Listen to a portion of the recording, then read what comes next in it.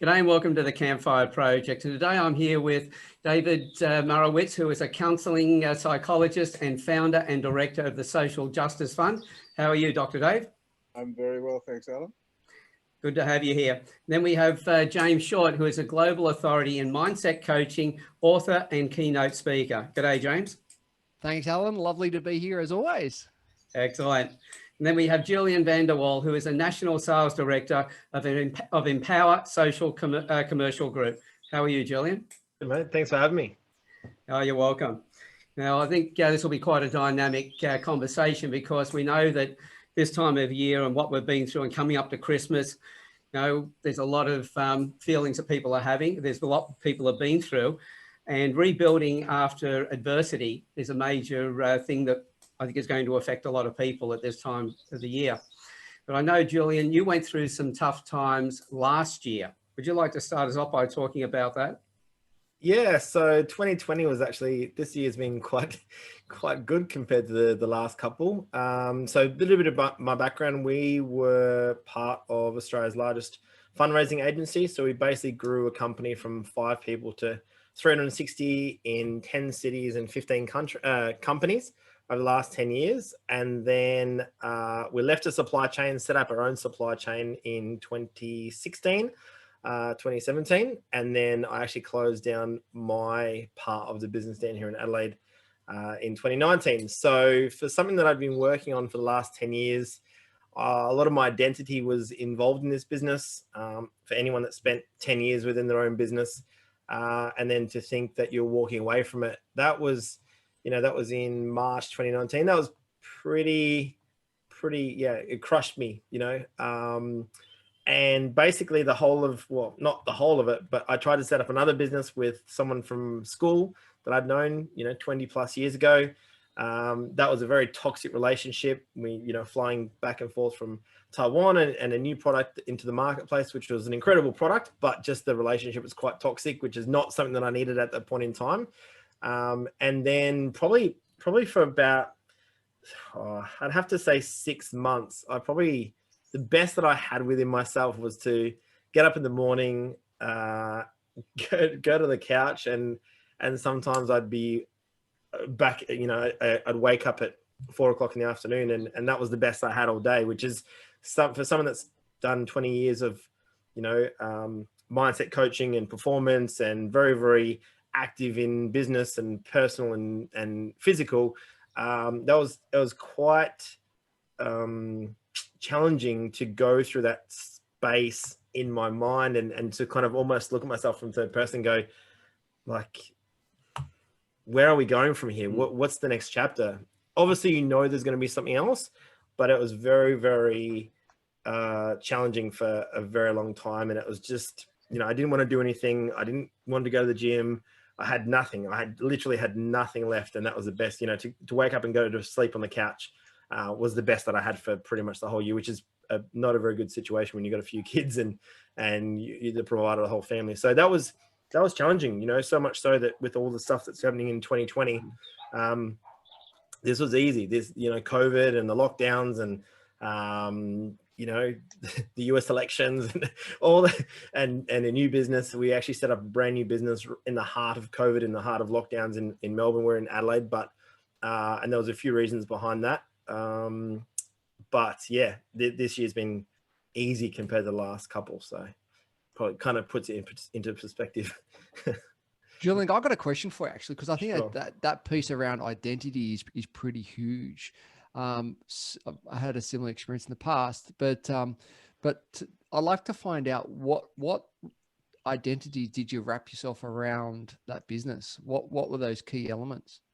I think it was, good question. I probably haven't answered that one myself actually. So I might write that question down. That's a good one.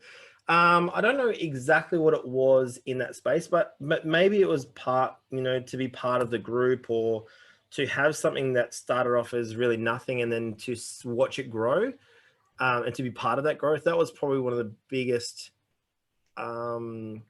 business achievements of my life. And then to sort of not be part of that and to sort of not have anything left over from that,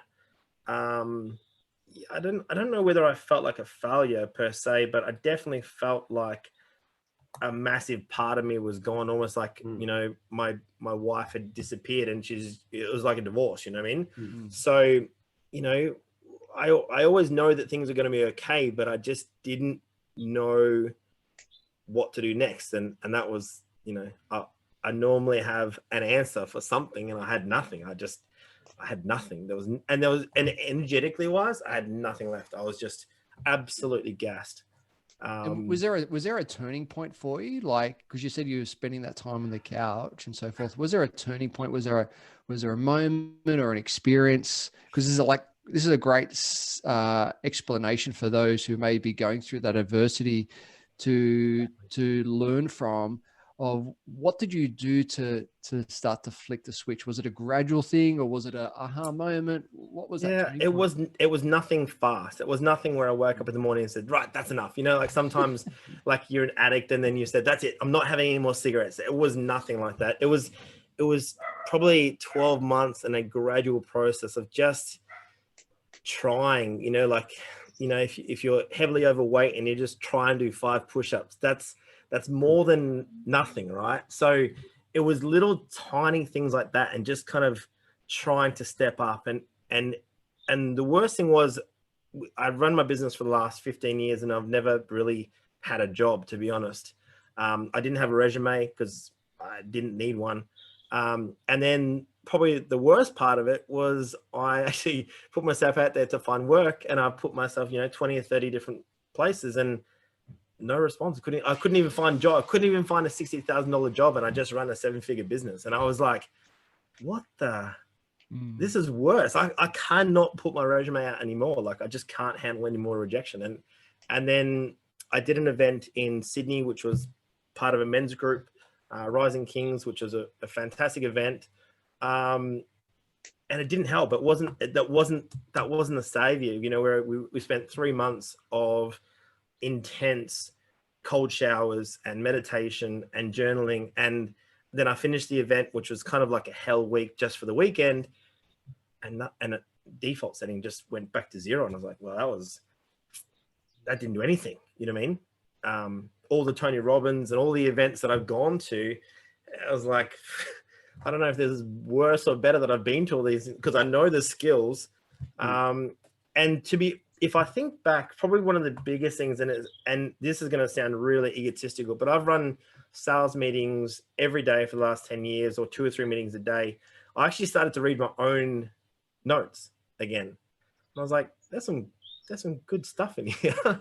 So, yeah, that sounds very egotistical and but that, you know, and then that was, yeah, I kind of realized that I had it all in me again, and I just had to find the right path. Yeah, last year was tough. It was probably. I think that's huge, right? Because, like, I'm picking up the perception out there is everyone's just waiting till January 1, thinking that it's all going to change, it's all going to be new. You know, we're going to walk into this whole 2021, and right, we're starting the slate clean. But there's only one issue with that, and I'll jump in there before you move on. I reckon a lot of us thought that about 2020. Yeah, every year. Totally right. But that's the thing. But coming back to what you mentioned, Julian, is it's not going to be the big one door shuts, another door opens. It's gonna take time. It's going to take those tiny steps. It's going to take those, you know, those daily actions, those daily things to start to move the dial, the needle, whatever you want to call it, to start to have that change and overcome any adversity that someone may be been going through 2020. And I think the more we can realize it, and me personally accept that, it's like, cool, it's not going to be I'll wake up. It's like birthday, you know, you wake up, oh, do I feel another year older? No, I feel the same. And I think, you know, come January 1, it's just like, okay, cool, it's a new year. But what could you do to make some small changes in your life, rather than, because as we know, when we try to make drastic change, the consistency and try to hold that new behavior, it's too far out of people's concept. It's yes, it's motivated, New Year's resolutions and goals for the new year, but the behavior change, it's too far of a gap to people to consistently hold that new viewpoint of the behavior, and therefore that they go whoop, come back to where they left off. Yeah, right. As a psychologist, David, how do you see all this? Oh, look, very important and very interesting. I think the take that I have is that there'll be a lot of people now in January 2021 who will be looking for a different occupation, who have discovered that or who will discover once JobKeeper finishes, which happens in March, I think. So either have discovered or will discover that they can no longer continue in the job that they had. And there was a wonderful speech given by Tim Minchin. Unlikely, sometimes wise words come from unlikely places. So he was the singer-songwriter comedian, and he was giving a commencement address or a graduation address to the University of WA students, graduates. They've just finished their first degree. And he was talking about, you know, people say, follow your dream, follow your dream. But what if you don't have a dream? Or what if your dream is totally unrealistic? So he was saying, so what you do is you do whatever it is that you're doing at the moment to the absolute best of your ability, and at the same time, keep your peripheral vision open. So if you only focus on what you're doing, then you may miss various opportunities that are there. So you do the best you can, very best you can at what you're doing, and keep your peripheral vision open. And I think that was one of a number of things. If people are interested to Google Tim Minchin Uni WA graduation address, that'll get you to it. He's got a bunch of really good things there. One of them also was, it's all luck. Whether you're bright, whether you're very intelligent, or whether you're not, it's all luck. Whether you're hardworking or not, a lot of that can, whether you're good at concentrating, a lot of that can be your genes as well. So many things are luck. So many things are to be appreciated. And then you go from there. So I'm a bit all over the place with all of that, but that's one way, I think, of reinventing yourself. And I've had to do that myself. I used to be an economist specializing in developing countries, and switched to being a psychologist, and have just completed 30 years of working in private practice. So I know it can be done, you can change, and it can be a wonderful thing to do. I reckon, Doctor, if you went back into being an economist, you'd be pretty busy with the current state of the world. Right, that's right. There's a few developing countries that need an economist out there. Yeah. So, Dr. Dave, with your experience and with your background, why do you? David, thank you. So, David, what do you see as the biggest fear around people changing? Because obviously that big C word can be a little bit fearful for people.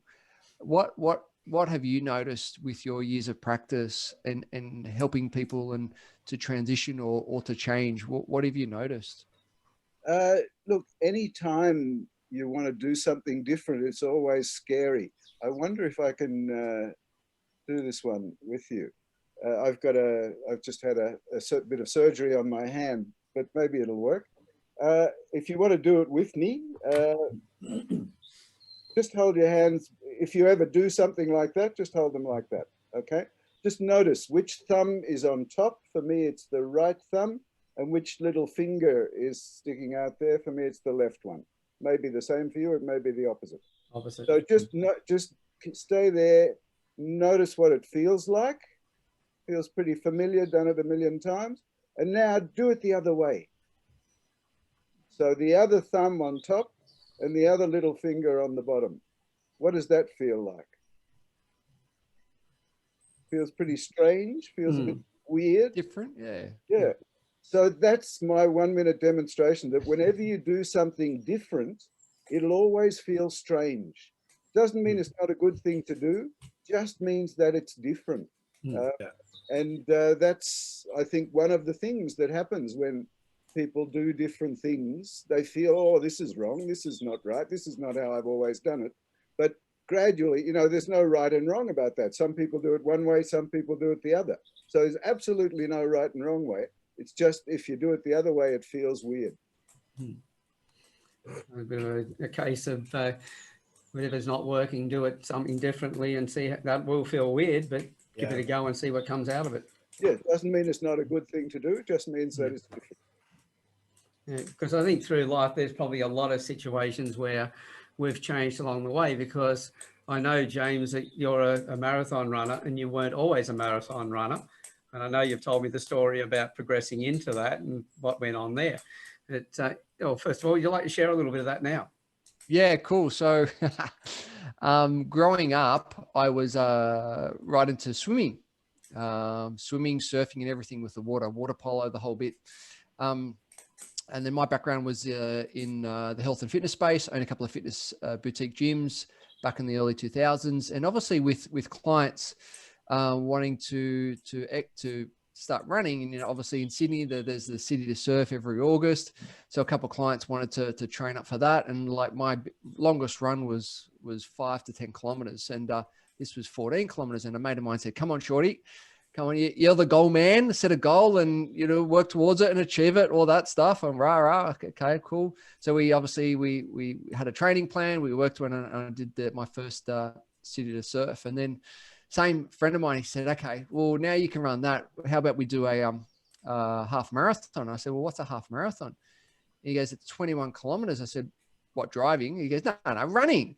And so sure enough, we, put the goal out there. We trained for it, and we did our first half marathon together.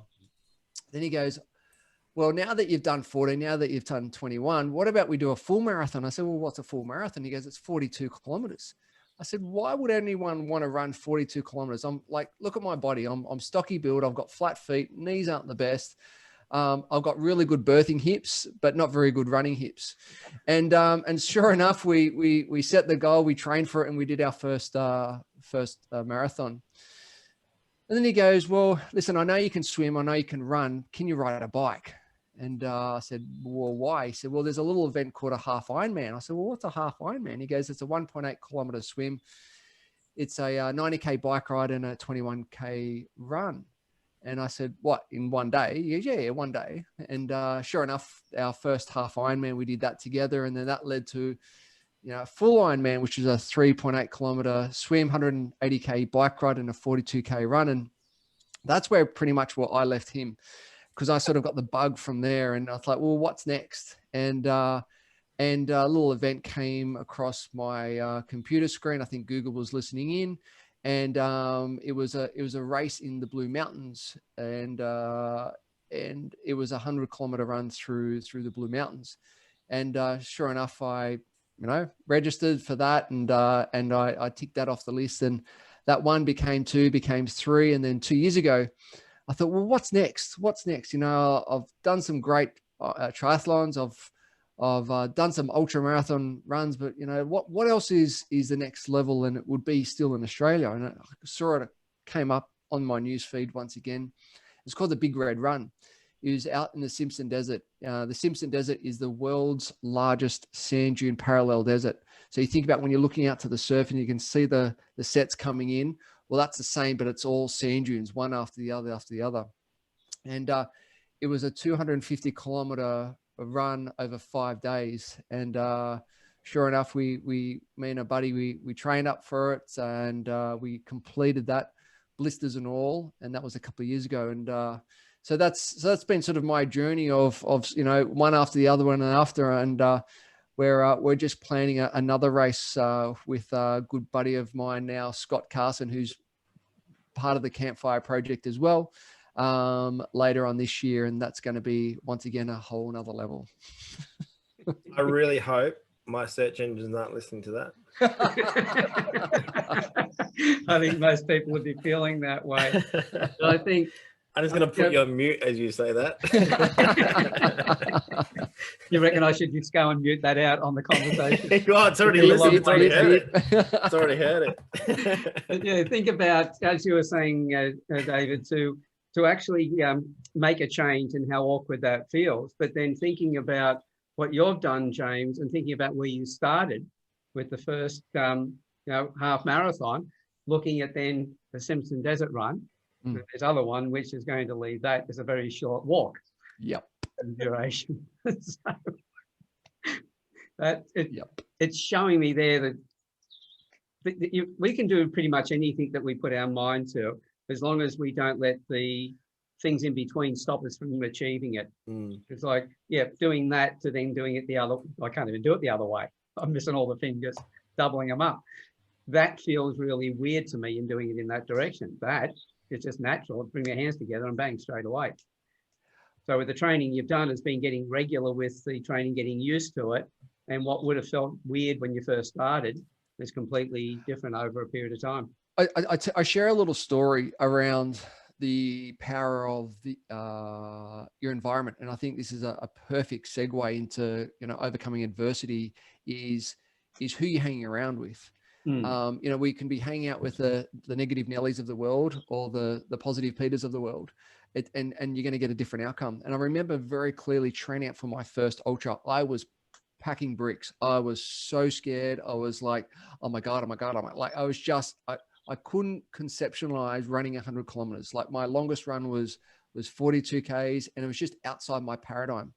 But what I realized when I started training with these other crazy cats who, this was March, and like, oh yeah, I've just ran 6 ultras already this year. It's like, we're in March. Oh yeah, we've just come back from Europe, and I've just ran 500 miles. It's like, oh my, like it just expanded my paradigm. And so what I realized, the more I was hanging out with these people, realizing, oh, well, if they've done it, I can do it. They're showing me the way. They're giving me nutrition tips and training tips and so forth.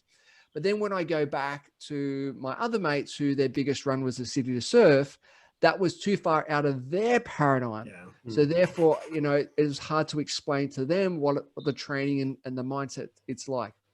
And so I look at this analogy, and I think this is so perfect for what the topic we're talking about now is who you're hanging around with in all areas of your life. Who you're hanging around with your business, who you're hanging around with, your health, your relationships, your finances, and you become, the saying is you become a product of the 5 to 10 people that you're hanging around with.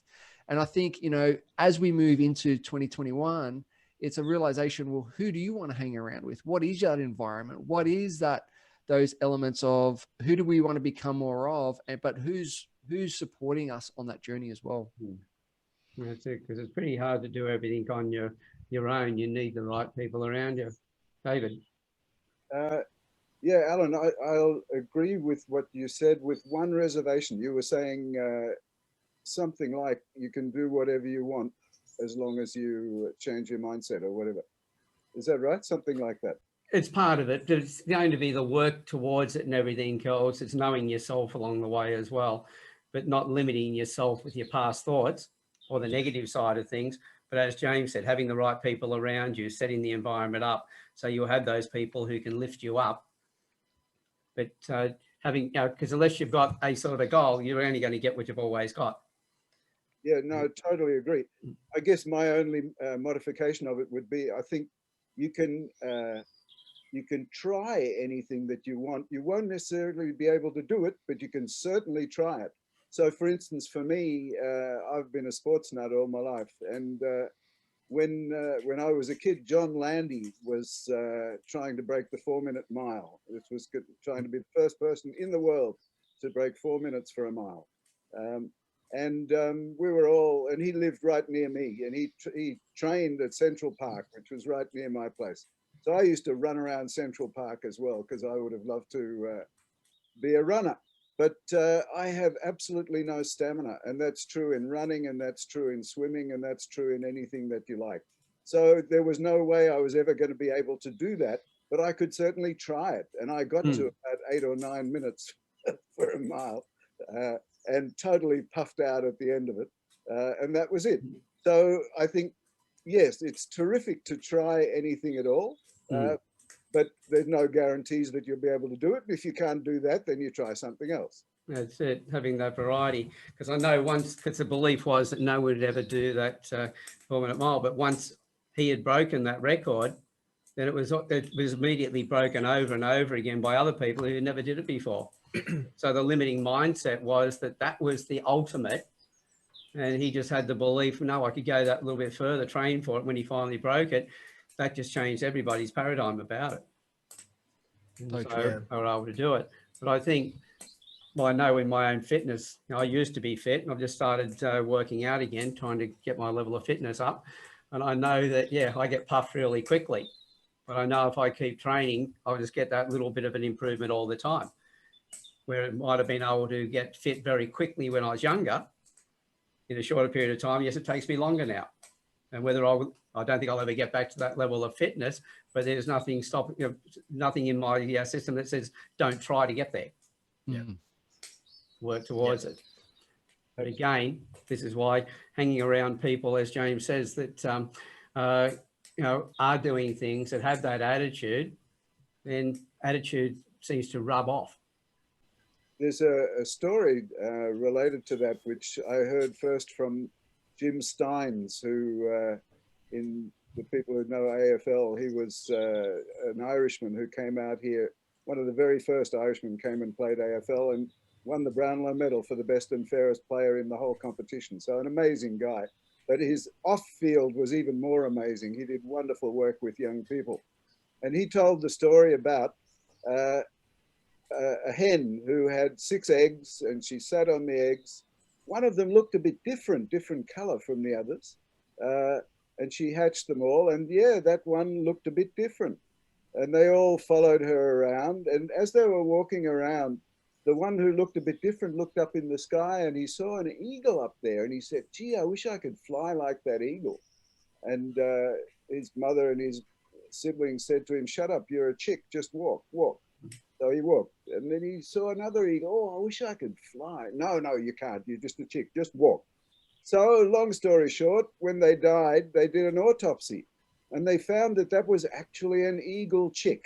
But because he followed the views of the people he was with, he never did learn how to fly. So it's just another way of putting exactly what you've been saying, James.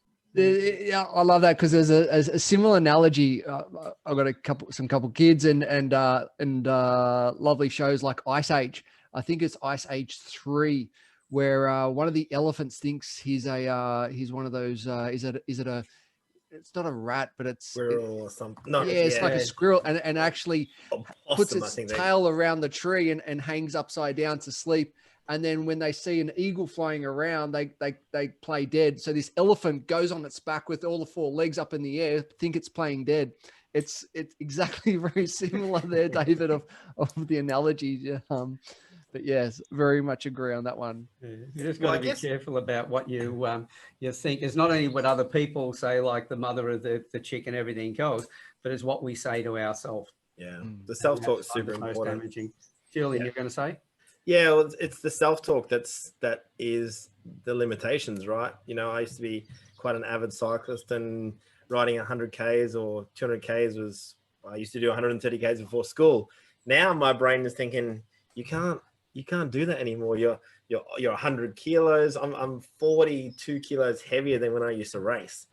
Now, to think of riding a bike with 2 sacks of potatoes on your back is just ridiculous. But essentially, that's where we're at. And I went for a ride the other day. It wasn't that long. It was only about 65 Ks. I say that like I can do it easily. And I used to be a hill climber. I'm more of a downhiller now. I used to have a teacher at school that was a lot heavier than me, and he used to pass me down the hills, and he's like, "Fat is fast, fat is fast."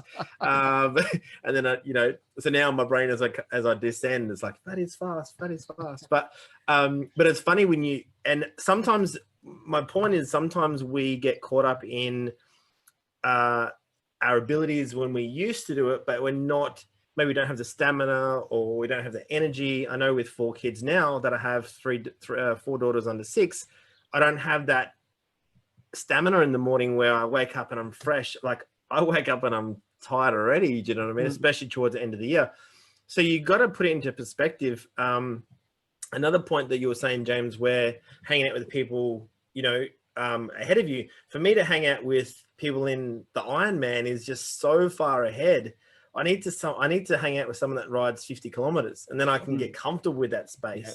And then I can hang out with someone doing 75 Ks. And the next bike ride, we do 100 kilometers because, you know, essentially we've built up to that. So I think it's really, really important that we don't overshoot our targets, because otherwise, you know, you really set yourself up for disaster.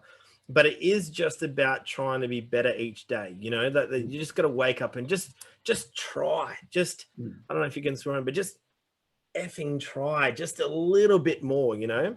I use the analogy, I have used that analogy, David, where you cross your hands. If you also cross your arms, that's the one that can really, exactly. That's it ends up being the way that you normally do it, and then try and do it the other way. Yeah, it feels weird, but some people do it like that, and some people do it like that. It's exactly the same thing. Yeah, I've used the example, and they actually do this, and they end up in the same spot. It's like no, the opposite. It's like they couldn't actually get it around the other way. Yeah. The other one is the way I think about life, and this is definitely not what I did in 2019. But if you everyone squeeze their hand as hard as they can. Now squeeze it just a little bit more, and for the third time squeeze it a little bit more. So obviously when you do the example with the girls, their nails start to, you know, but the initial instruction was to squeeze it as hard as you can. Now, if I had have asked you, was that as hard as you could do it? You would say, everyone would say yes. And then there's just a little bit more. And then there's just a little bit more. That squeeze is what we really want to try and get out of our lives every single day. But there will be times going through this adversity where that squeeze, that is as hard as I can squeeze. Like I just have no grip strength at all. I can't even hold on anymore to my own life. I'm not sure whether that's more challenging from a male's point of view or a female's point of view, but definitely as a provider for my family, as a husband, as a boss, as a manager, that sometimes is compounded, where we feel like we've got to hold up everyone, and the last person that we're trying to hold up is ourselves. And you know, mothers do that a lot. You know, I see mums. I've got a lot of friends that are obviously having kids now in that stage of their life, and the mum is the last person in their life, right? Them as a female. So them being a mum, their kids are first, their husband's first, their job's first, and their self-preservation or their or the sacrifice they make for everything else. And they realize why, you know, in a few years' time, that identity is gone in a very different way, or the relationships suffer, or health suffers where they end up with glandular fever, or these type of ailments come in just because they weren't looking after themselves. But everything has time frames. So, you know, everything has not 2020 is not going to last forever. You know, it will move into a different chapter. You will come out of it. You just kind of trust and faith is two words that really, really help me, where it's just trust and faith. But that's not enough. There needs to be action behind that. And that's where I think a lot of people really stop doing the work on themselves, within their business. I've had business partners that should know better on how to operate themselves within the business, and they just really haven't done anything in regard to personal development, or they don't even know how to respond to certain situations. And it's you know, I think a lot of people are in that space where they just don't even know how they're responding to circumstances, which is kind of sad in a way. But you know, if you Google it, I mean, I did a topic up in Queensland, and someone asked me, what do you do to get your mentality stronger? I said, just Google it. And I think last time I Googled it was like 790 million different, like there's got to be something in there that can help you. Like just do the top 10, you know?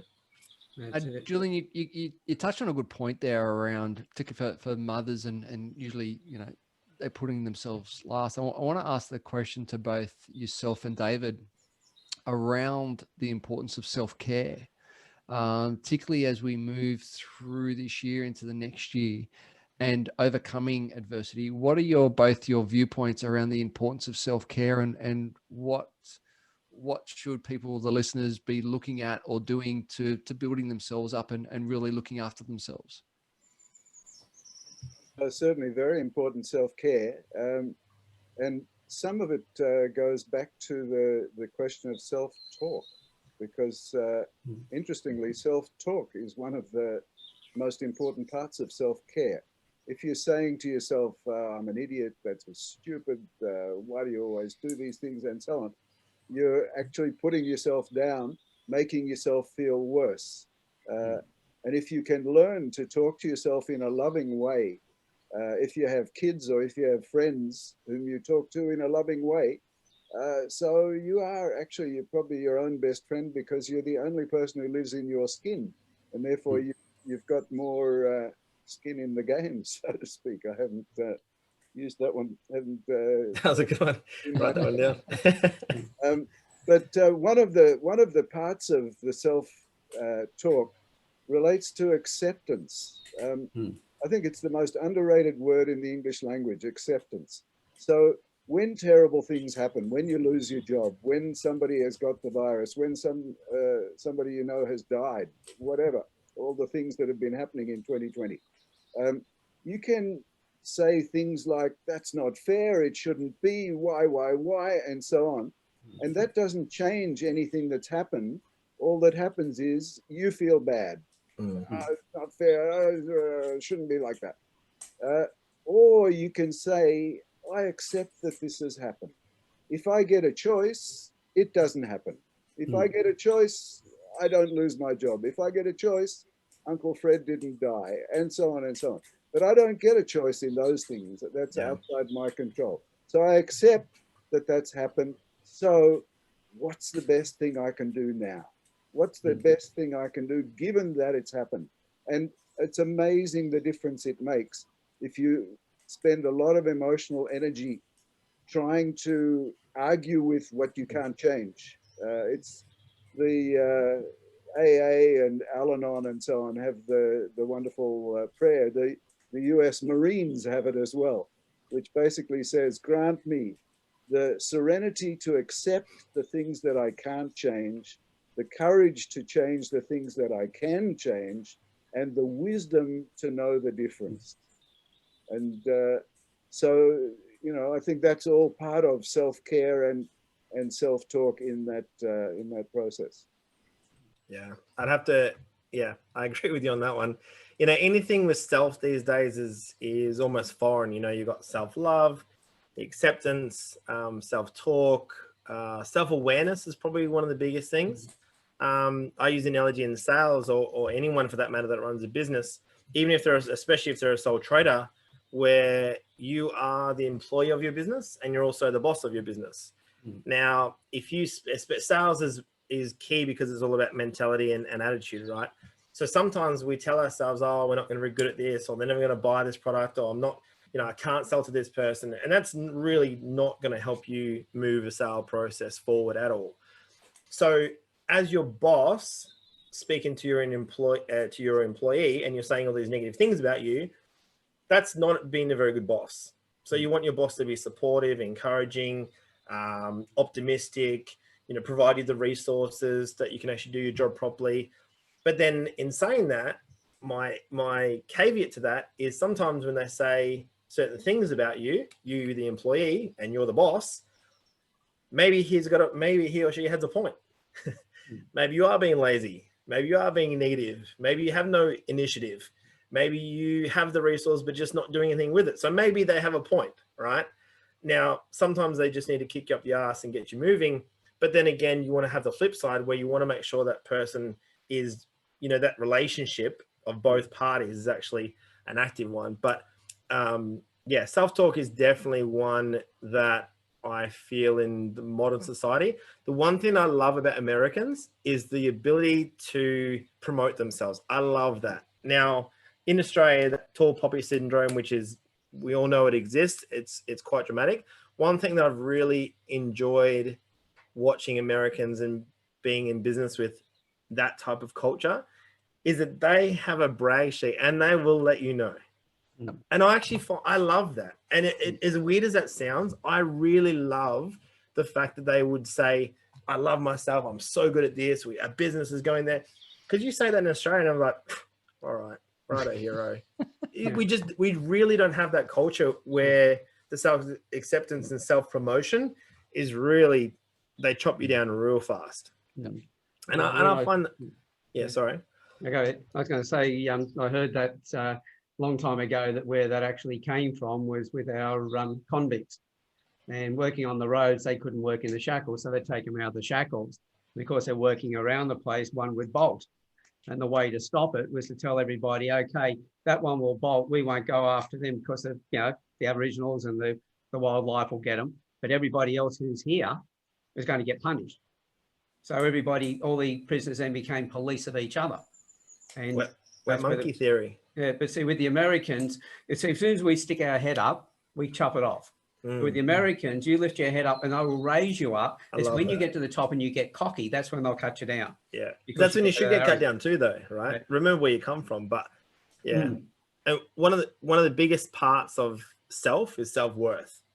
Because if our self-worth was higher, we would never allow the standard of mediocrity to come into our life. It's just not our standard. We just don't live down here. Yeah. And that, for me personally, was a very confronting part, because I don't operate at 60%. I remember doing a little exercise in 2015. October 2016. And I didn't want to get up in the morning. I was depressed, but my business was the best it's ever been. I was making more money than I ever thought I was going to be making. And I was like, this is garbage. But everywhere I looked in my life, it was just okay. You know, out of 10, everything was between a 3 and a 6. You know, financially, it could have been better. Relationship was okay, but it wasn't great. It wasn't like a, you know, it wasn't sparks everywhere. It's just kind of, you know, it's fine. You know, your health was, it was okay. Gym a couple of times a week. It was better than it was better then than it is now. But anyway, so everywhere I looked in sort of different areas of my life, it was 3 to 6, and I was like, well, this is easy. No wonder I feel crap about myself, because I don't live life in 3 to 6. I'm an 8 guy. I'm an 8 plus. You know what I mean? So once you recognize that and you actually put it out of your, you know, 60 to 80,000 thoughts a day, and you put it on paper and you can see it, it's like, oh, no wonder. Of course I feel like this. This is easy to move forward from here. So that was, that definitely helps. Self-care side of things is extremely important, because I know that when you talked about the mother before, putting everything out there, well, the end result, you keep doing that, you end up wearing yourself out, and now what you're giving to everybody else is not the ultimate. You only give them a partial of what they can get. And then I've heard a lot of people say, oh, I put everything into my family and they don't care anymore. Well, they picked up the fact that you weren't putting in as much as you could have put in. But you hadn't looked after yourself to be able to bring that level up. So you can understand why they, you know, your kids weren't happy about it and reacted that way.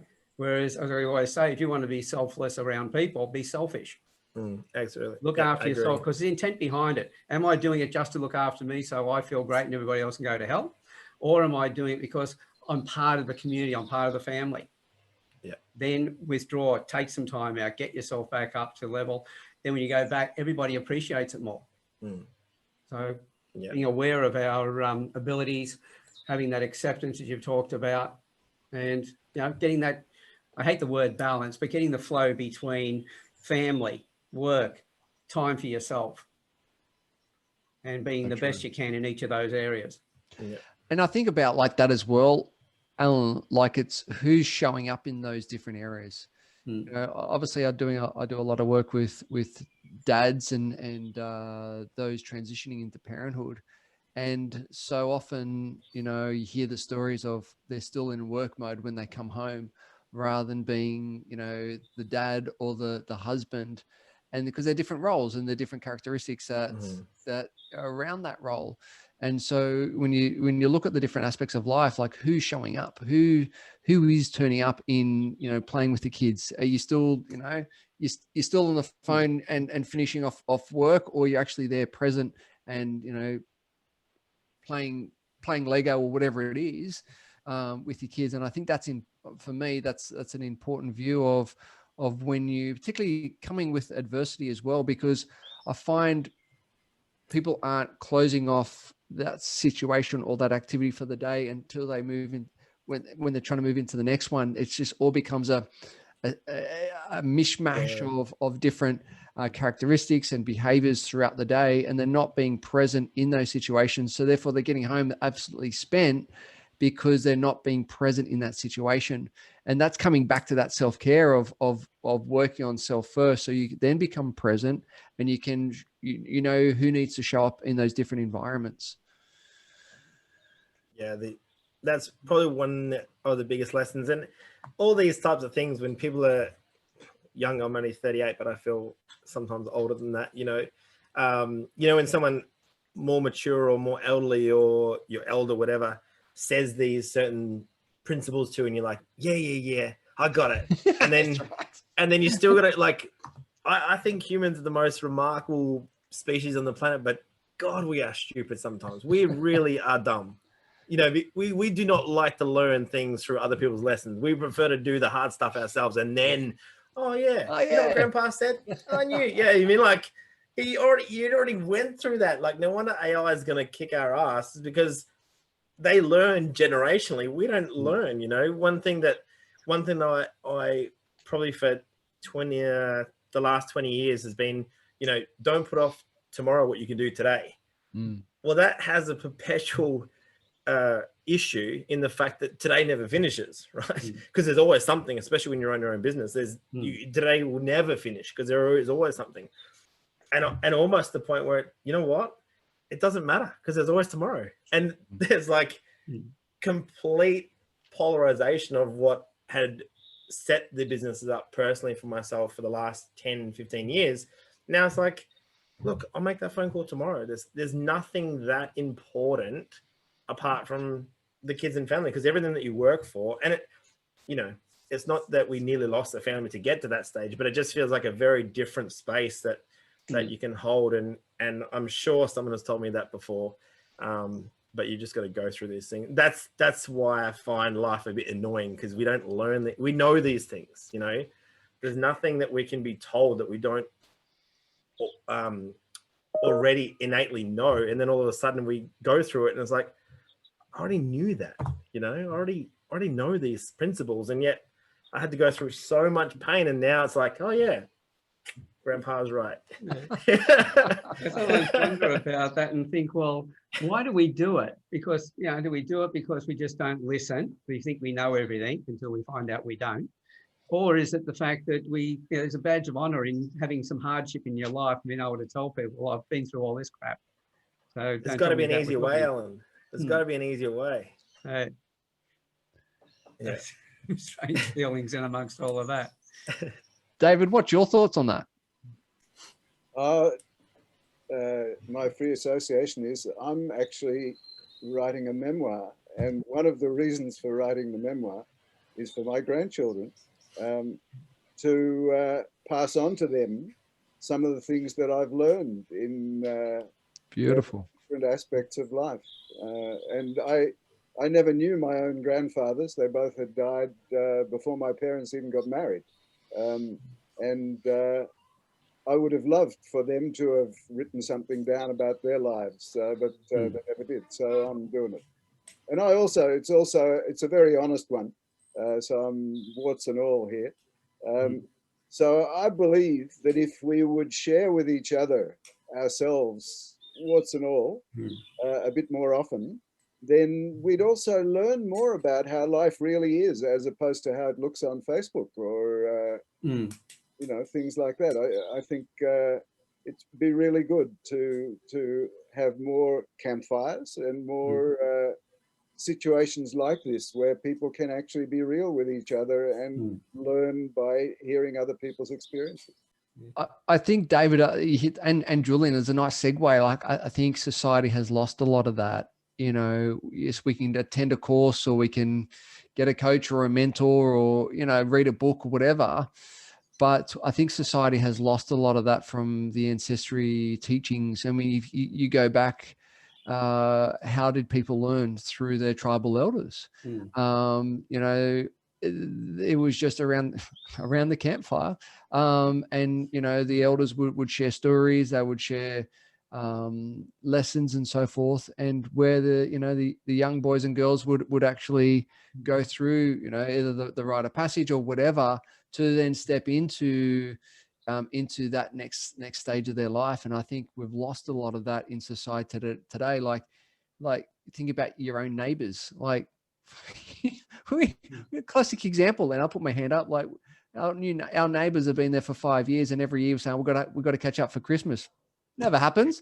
It's just like, what do we lose? Like for me, it's like, it's a good realization, and we've just lost that connection. And I think particularly through this adversity, it's just like, let's get back to that connection, and let's reconnect. Because I think that's where the growth is, and that support goes, and learning from one another. Yeah, see, a lot of older people, well, as we get older, start to feel that, well, what's our role? If we went back to tribal times, the boys would be with mum to a certain age. Then after that, they weren't old enough to go through their rite of passage. They weren't old enough to go out hunting or anything else. They'd spend time with their grandfathers, who were now too old to chase the beast, and learn from them. And then the connection with their fathers as well, and the men getting together in the evenings. And then the boys would go through their rite of passage and then spend more time with the other men. All of that's missed. We've come a little bit back towards that. We've had Scott interviewed his father, and then his son has interviewed him, and that's 3 generations talking together. And I know that James, you've got some plans in that area as well. Yep. And I can't wait to see Tiger interview you. I reckon that'll be a beauty. Me either. And that's where it comes down to, because there's so many stories and so much wisdom that's lost. And if we had that, then we wouldn't be going, oh, not listening, and then going through it ourselves and going, oh yeah, granddad or grandmum were really, we're really switched on. They, why didn't I listen? And then we raise our children, they interact with us, and they end up doing the same thing that we do, because the kids are all great students. They watch us, they learn from that. And what we're doing is we're not doing any of the telling, because we didn't get any of the telling told to us in the first place. And it just keeps changing until we then decide we've got to make some changes. That nothing changes until we do. Yeah. I've often thought that when it's, that tribal, it's like, what's missing? And you think, when you think back, the women are, thatching baskets and looking after the men, the cooking and their stories, and then the men are hunting, and then they come back and they explain. So we learn through stories. If you look at the Indigenous community, you've got dance, you've got song, and you've got painting. Well, if you look at the 3 ways we learn, audio, visual, and kinesthetic, you're nailing each one of them. So no matter which way you learn, you'll learn the story of the Dreamtime. And we just don't have that. Obviously, number one, we come from very mixed cultural backgrounds, whether it be immigrants or convicts or however Australia started. So you've got that as a start. And then you have society these days is, having dinner at the TV. So there's no conversation there either anymore. So all these little tiny things is just really breaking down the social fabric. And we are losing a lot of our conversations and our stories. Even if you look at the way people have conversations these days, it's very limited. It's very surface level, top stuff. And when it gets deep, a D&M is people have to be half drunk to even have one, right? So, and then they can't remember it the next day anyway. So it's I don't know. I think there's a lot to be said about how fast society is moving, which is playing a massive contribution to the lack of conversation. I mean, people, you look at the way people have dates. They're on their phone. They're looking at, like, they might as well be messaging each other. Like, where are you, man? Well, some of them, I think, are sitting there messaging each other, sitting side by side, and they might be. I've seen it on the Big Bang Theory, right? Yeah, we had the getting into gratitude and saying what you were grateful for and everything else, and most people found that really hard at first. Well, what am I supposed to be grateful for? And is it supposed to be something big or whatever? And they were making things up.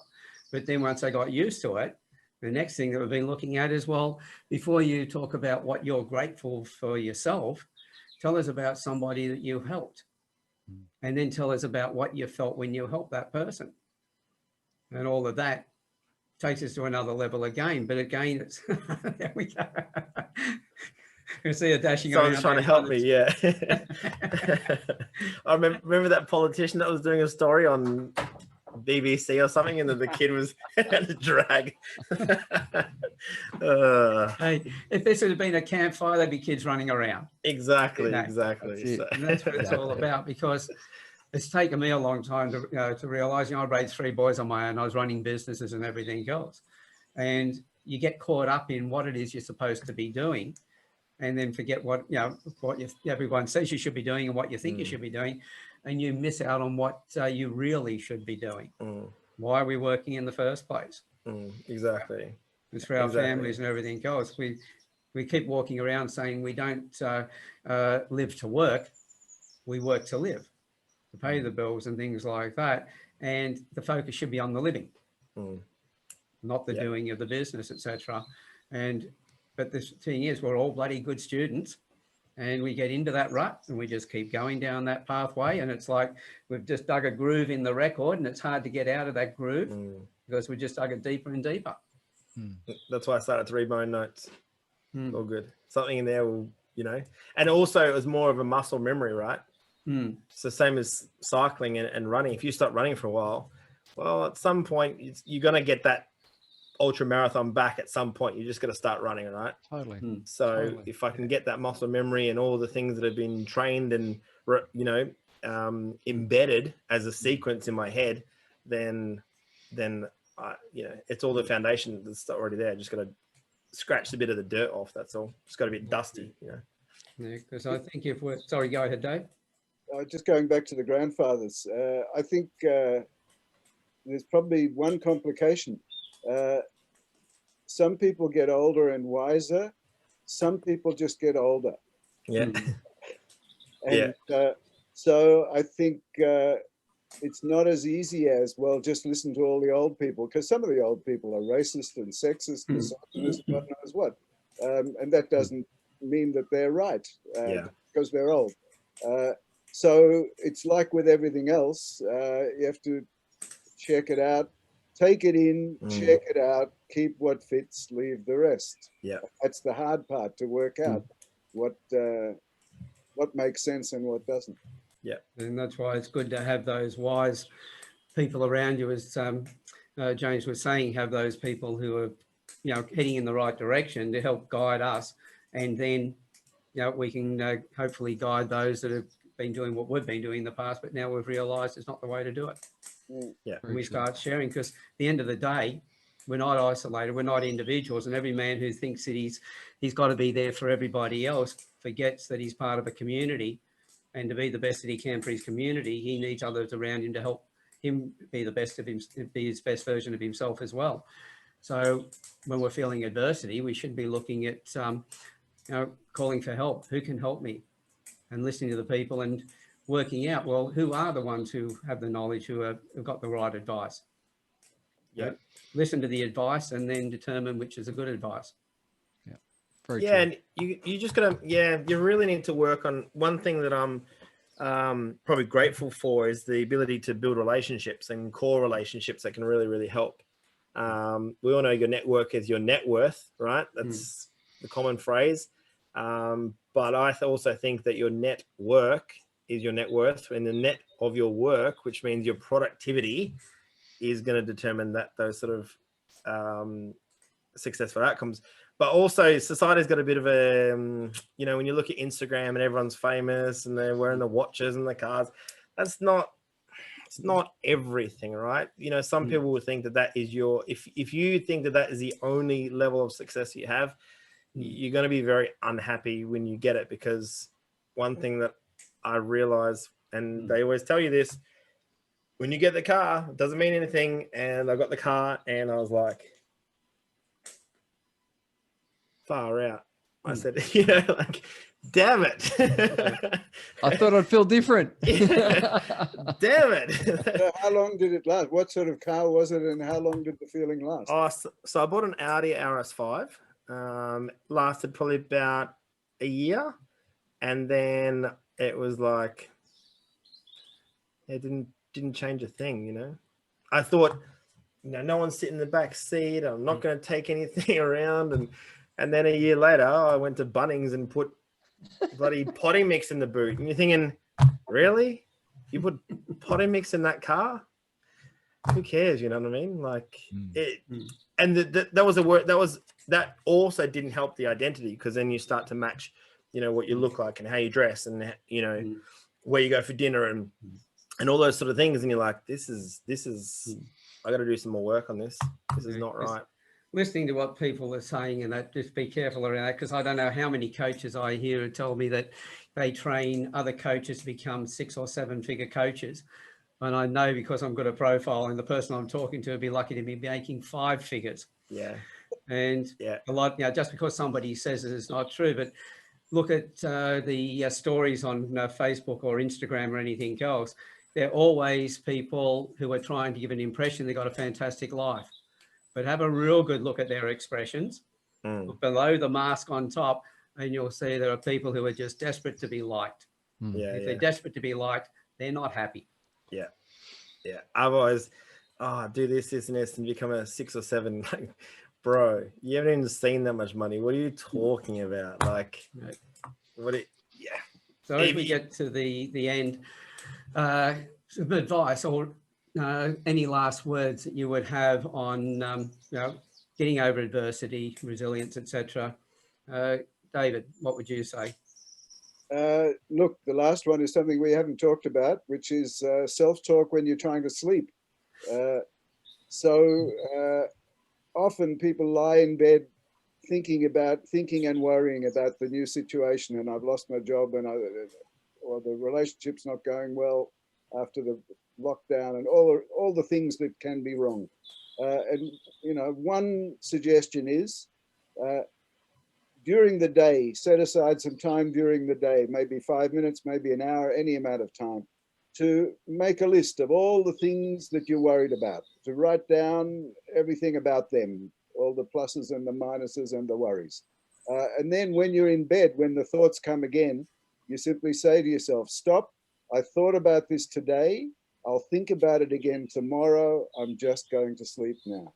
So that and 49 other things are in the Sleep Better Without Drugs self-help program, which you can find at sleepbetter.com.au. But really, learning to speak to yourself differently in bed can make a huge difference to sleep. And if you've ever had trouble sleeping, then you'll know that life is very different if you sleep well than if you are constantly either having trouble falling asleep or waking up during the night and having trouble going back to sleep, or sleeping very lightly, and so on. I agree that night time is probably the worst time for a lot of people, because that's when they haven't got distractions around them, and that's when the thoughts come in. So I'd recommend everybody, I've got David's sleep program, and I recommend anybody who's having difficulty sleeping, get hold of it. He's not selling it for a lot of money. He's virtually giving it away because he wants to help people. It's James, what about yourself? I think the 3 things is obviously surround yourself with those people that you want to be surrounded yourself with, and looking at, you know, different aspects of your life to fill you up rather than take you down. The other aspect is look after yourself. You know, have that self-care, take that time out, even if it's, you know, a 10-15 minute read or meditation, whatever it is, just to fill yourself up, because you can't give it to others unless you give to yourself first. And the third thing is ask for help. You know, we don't have to do this alone. By putting your hand up and saying, hey, listen, I need some help here, or I need some help there. There are lots of support out there, and it's just the ability to ask, particularly blokes. You know, there's so much great support out there at the moment. You've just got to ask, and it comes in bucket loads. So if everyone's wondering, and that reason I run these panel discussions is that I sit here and I listen to all the wisdom from everybody, and nobody knows that I'm just getting answers. It's brilliant. Okay, Julian, what about you? I have to agree on the sleep part. You know, one thing that really helped was just some breathing exercises before sleep, because that's when all the thoughts come back. And at 3 o'clock in the morning, when you wake up in the, you know, a pile of sweat is just, and your heart's racing, that really is quite uncomfortable. So that the last couple of moments before sleep, no phones, nothing, just breathing, concentrating on breath is paramount for a good night's sleep, or at least the start of a good night's sleep, right? But the three things for me is be kind to yourself. Too many of us beat ourselves up because we're not where we need to be, or we should be here, or we could have that, or we didn't have this. Or another one is step back from the situation. It's very, very easy to get caught up and get stuck in the moment and really not really know where to turn. But when you take a step back and you look at it a little bit more holistically from sort of third level, it's a little bit easier to see and be grateful for what you do have, because otherwise we get caught up in worrying about all these other things that really aren't important, or you're trying to impress the wrong people or whatever. But on the one where you're taking a step back is that sort of the lead into the next one is you don't have to have all the answers today. Life is a journey. And you know, when people say all these cliches, for some reason, all these cliches that I've heard over the years are starting to make more sense, and like it's actually a principle rather than a cliche. And when you bring some of these cliches into principles, that actually they're there for a reason. Like, you know, these people like Brian Tracy and Bob Proctor and Tony Robbins, that they do say a lot of similar things, but that kind of makes life a little bit easier, because if they all said something completely different, you wouldn't know where to go, right? So when you know, you don't, like I said, you don't have to have all the answers, and that's okay. You know, the time, it's going to take time to get through certain, you know, it takes 21 years to become 21. So at some point you'll have an answer, but the biggest thing, if you're kind to yourself, grateful for certain things, and like I said, you know, be grateful, kind of a cliche, but it's pretty important. You know, there's all these little things, and if you start reading all these quotes and start believing and working out how to adopt them as a principle, slowly and bit by bit, you look back in 12 months time and go, okay, we're in a different place. So that's it. Excellent. Okay, well, gentlemen, thanks very much for joining me today and sharing your wisdom.